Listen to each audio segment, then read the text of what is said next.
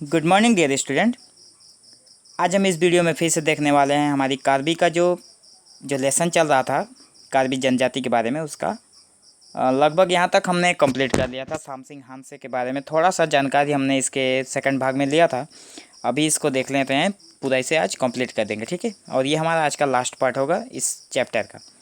तो सामसिंग हांसे लगातार लेखक, कवि, गीतकार, उपन्यासकार, सिनेमा निर्माता ये सब रहे हैं। उनका जन्म हुआ था 18 अप्रैल 1948 को। उनका नगांव जिले के सरुबाट मौजे के अंतर्गत। यहाँ तक सब हम लोगों ने देख लिया था, ठीक है। अब उनके पिता का नाम था जयसिंह हांसे और माता का नाम था कायट टेरनपी था। ये सब एग्जाम में आप लोगों से 1 मार्क के लिए पूछा जा सकता है कि सामसिंग हांसे का जन्म पिता का नाम क्या था या फिर माता का नाम, ठीक है। अब देखो वहाँ पे देखते हैं, जब वे छोटे थे तब उनका परिवार हंक्राम नामक स्थान पर आकर बस गया। हंक्राम प्राथमिक विद्यालय में उनकी शिक्षा शुरू हुई। बाद में उन्होंने टीका मध्य अंग्रेजी विद्यालय और कामरूप मध्य अंग्रेजी विद्यालय में पढ़ाई की। उन्होंने डीफू सरकारी बालक विद्यालय में दाखिला लिया, मगर प्रवेशिका परीक्षा उत्तीर्ण नहीं कर पाने पर सेना में भर्ती हो गए। प्रवेशिका परीक्षा जब वो पास ना कर पाए तो वे सेना में भर्ती हो गए और यहाँ पे उनका जो परिवार था वो हंग्राम के नामक एक स्थान पर आके बस गया था, ठीक है। वहाँ पे उन्होंने अपनी पढ़ाई शुरुआत की और जब प्रवेशिका परीक्षा उत्तीर्ण ना कर पाए तो उन्होंने एक सेना के टीम में भर्ती हो गए, ठीक है। 3 साल बाद नौकरी से इस्तीफा देकर सन 1967 में बैठालांगसू उच्च अंग्रेजी विद्यालय से मैट्रिक परीक्षा उत्तीर्ण की। सन 1973 में उन्होंने स्नातक की डिग्री हासिल की, ठीक है। आप लोगों को समझ में आ रहा होगा।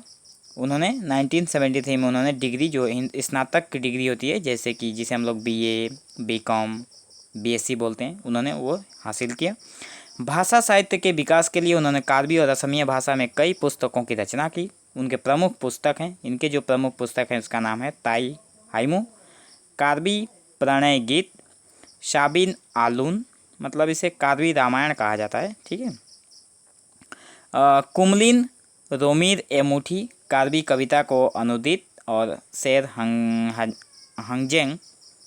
और वे सन 1983 से 84 में कार्बी लातमते आमेई, मतलब कार्बी साहित्य सभा को कार्बी भाषा में कार्बी लातमते आमेई कहा जाता है, ठीक है, के सचिव और सन 1984 से 85 में अध्यक्ष चुने गए। कार्बी साहित्य सभा के अध्यक्ष बने थे, पहले सचिव बने थे 1983-84 में, और 84-85 में वे अध्यक्ष बन गए, ठीक है। सन 1985 में विधानसभा चुनाव में डीफू सीट से विजयी होकर कैबिनेट मंत्री बने और 13 जनवरी 1998 को उनका देहांत हो गया। देखो, ये कैबिनेट मंत्री भी बने थे 1985 तक। कार्बी भाषा साहित्य के साधक और एक पथ प्रदर्शक के रूप में उनको हमेशा याद रखा जाएगा। और एक उन्हीं की तरह एक कैंडिडेट हैं जिनका नाम है बंगलंग तेरांग। ये भी एक पर्सन है, असमीस जाति का ही, ठीक है। कार्बी साहित्य के पुरोध व्यक्ति बंगलंग तेरांग का जन्म 10 अक्टूबर 1909 को दिलाई नदी के किनारे निहांगलांगसो नामक स्थान पर हुआ था। सबसे पहले उन्होंने ही कार्बी साहित्य को लिखित रूप प्रदान किया था, ठीक है। इन्होंने ही सबसे पहले, अब पूछा जा सकता है कि सबसे पहले कार्बी साहित्य को लिखित रूप प्रदान करने वाले व्यक्ति का नाम बताइए, तो आप लोगों का आंसर होगा बंगलंग तेरांग, ठीक है। उनके पिता का नाम सारा तेरांग और माता का नाम कारेंग तिसप्पित था। 13 साल की उम्र में उन्होंने साहित्य साधना शुरू कर दी थी। उनके द्वारा लिखित पुस्तकों के नाम है वर्ड बुक, ठीक है, आदम आशार, रुकाशेन, हाइमू, शेर हांगठम, कार्बी कफुसन, कार्बी से रंगजे, आरन, आंटेंग, रंगलीन, सार आलून और सार लामसम। सन 1973 में उनको कार्बी साहित्य सभा के कार्बी साहित्य के पुरोध व्यक्ति के रूप में पुरस्कृत किया। असम सरकार की तरफ से उनको 100 रुपये की एक मुश्त वित्तीय मदद के साथ ही साहित्यिक पेंशन भी प्रदान की गई। 17 जुलाई 2001 को उनका देहावसान हो गया था। अब पूछा जा सकता है कि बंगलंग तेरांग का देहावसान कब हुआ, तो 17 जुलाई 2001 को उनका देहावसान हुआ। और इनको पुरोध व्यक्ति के रूप में कब सम्मानित किया गया था, तो ये आंसर आप लोगों का होगा 1973 में, ठीक है। अब एक देख लेते हैं, और एक हैं पर्सन जिनका नाम है लकाम तेरन। इन्होंने क्या किया है वो भी देख लेते हैं। ये सब असमीज जाति हैं जिन्होंने कार्बी साहित्य में अपना योगदान दिया है, ठीक है ना। जाने माने साहित्यकार लंकान तेरन का जन्म सन 1932 को हुआ था। उनके पिता का नाम दीपलू तेरन और माता का नाम काशाई हंस सेपी था। आप लोग इस क्वेश्चन को भी नोट डाउन कर लेना, उसके माता पिता का नाम हो सकता है कभी भी पूछा जाए। सन 1957 में कासे रंगहांगपी के साथ उनका विवाह हुआ था। उनकी पत्नी का नाम था रंगहांगपी, ठीक है।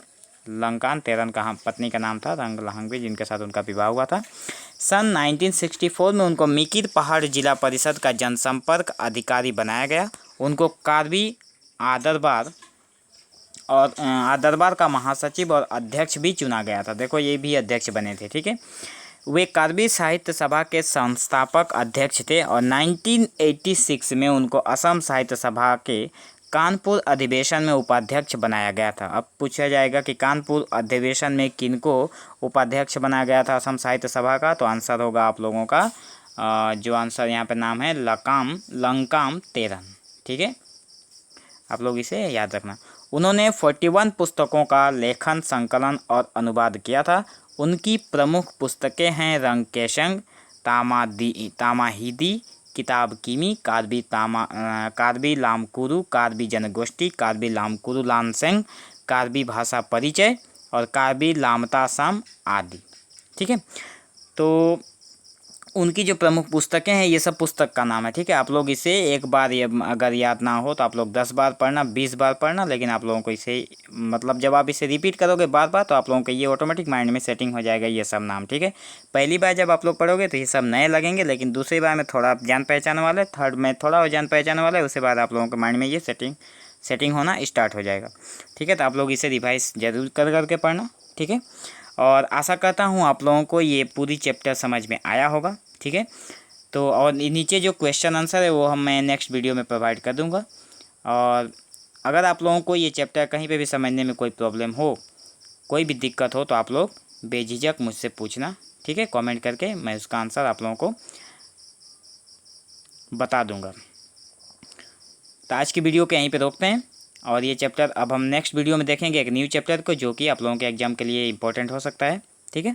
तो thank you for watching this video. Have an awesome day.